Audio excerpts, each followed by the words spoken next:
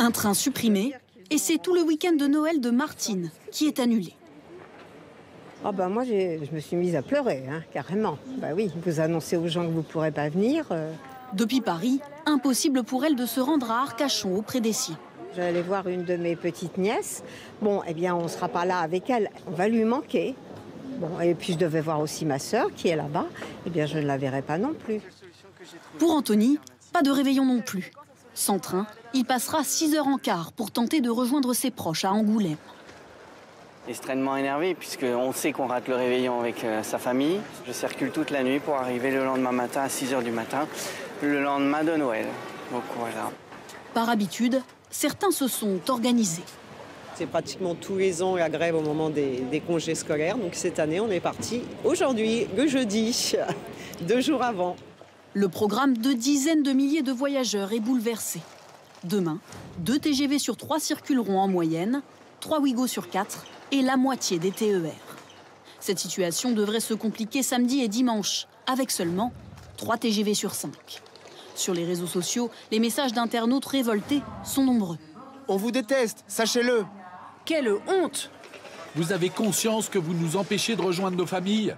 Une grève en période de fête, cela agace certains voyageurs. Mettre les gens en difficulté au moment de Noël, c'est pas terrible. Bien sûr que le timing il est pas bon, parce qu'il y a des gens qui se voient qu'une fois par an, donc c'est pas forcément évident de devoir annuler au dernier moment. Et pour les chanceux qui réussiront à voyager, ils devront circuler à bord de trains bondés pour l'un des week-ends les plus chargés de l'année. Ouais, on voit bien que les voyageurs tentent de trouver d'autres solutions, notamment pour faire le trajet entre villes de province. Il y a le covoiturage ou le bus, bien sûr, mais aussi peut-être d'autres trains hors TGV. L'une de nos équipes a fait le test pour faire le trajet entre Bordeaux et Marseille. Défi relevé par Alexandra Viera et Domiti Berthaud. Mauvaise surprise. Notre train Bordeaux-Marseille est supprimé.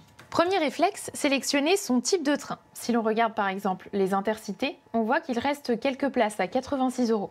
Mais si l'on souhaite partir après sa journée de travail, comme ce qui était prévu, il faut partir le samedi matin. Et là, c'est un autre prix, 239. Pas vraiment dans notre budget. Direction la gare pour tenter de trouver un plan B. Première option, prendre l'autocar. Mais pour se rendre à Marseille, il faut compter plus de 9 heures de route. Et les billets coûtent assez cher, entre 60 et 100 €. Le prix nous a surpris un petit peu, mais bon, on ne peut pas faire autrement, donc on s'est résigné. Adriana vient de faire 7 heures de route depuis Montpellier. Elle a pris son billet le plus tôt possible. Ça augmente de jour en jour. Et du coup, quand tu prends au dernier moment, obligé, tu payes cher.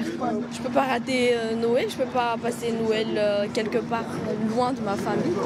Deuxième option, le covoiturage. Comptez cette fois-ci 7 heures de route avec moins d'arrêts qu'un autocar et un billet qui vous coûtera environ 60 €. Les tarifs sont plus abordables, mais les places partent très vite. Pour l'aller ce matin, j'ai eu 4 personnes. Et là, pour remonter, j'ai 6 personnes. Et je prends des gens à Bordeaux, sur tout le trajet. Bordeaux, Saintes, Saint-Jean-d'Angély. Ce week-end, c'est extraordinaire. J'ai jamais eu autant de monde. J'ai refusé du monde. L'option la plus rapide reste l'avion avec 1h15 de vol. Mais pour arriver à temps pour le réveillon, il faut tout de même débourser 100 à 200 €. Et je vous le disais, les négociations ont donc repris ce soir alors qu'elles étaient prévues demain matin. C'est sans doute la conséquence du coup de pression venu aujourd'hui du gouvernement. Le problème, c'est que dans ce conflit, ce ne sont pas les syndicats qui sont à la manœuvre pour empêcher les trains de démarrer. Certains sont même opposés au mouvement, comme nous le montrent Léonard Attal, Roman Rosso et Suzanne Prez. Cette grève, qui gâche le Noël de certains voyageurs, la SNCF ne l'a pas vu venir. D'où l'embarras et les excuses de son PDG ce matin. Le droit de grève est incontestable et je ne le conteste pas, mais le droit de voyager pour partir voir sa famille aussi, c'est sacré, ça fait partie du service public et je suis vraiment désolé qu'on ne soit pas capable de le faire totalement. Désormais, la grève prend une dimension politique. Emmanuel Macron, par le biais de son entourage, fait savoir qu'il est excédé par une situation qui exaspère les Français. À l'issue du Conseil des ministres, le porte-parole du gouvernement interpelle les grévistes. Nous demandons à l'ensemble des personnes qui ont annoncé vouloir faire grève de renoncer à cette grève et d'entendre la demande légitime des Français de pouvoir retrouver leur famille dans de bonnes conditions. Mais les milliers de contrôleurs qui s'apprêtent à cesser le travail sont déterminés. L'un d'eux témoigne anonymement. C'est là où on peut mettre le plus de pression sur la direction. Si un week-end normal, il y a beaucoup moins de trains, ça ne va pas les impacter financièrement à la SNCF. Dépassés par un mouvement auquel ils ne participent pas, les syndicats de la SNCF n'adoptent pas tous la même position. Pour notre organisation syndicale, la grève en décembre sur Noël et Nouvel An n'est pas judicieuse. On n'appelle pas à la grève. Par contre, on ne peut pas, par solidarité, je ne vais pas aller voir mes collègues avec qui je travaille tous les jours et leur dire « ne fais pas grève ». Ce soir, c'est avec ces organisations syndicales que la direction de l'entreprise a repris le dialogue.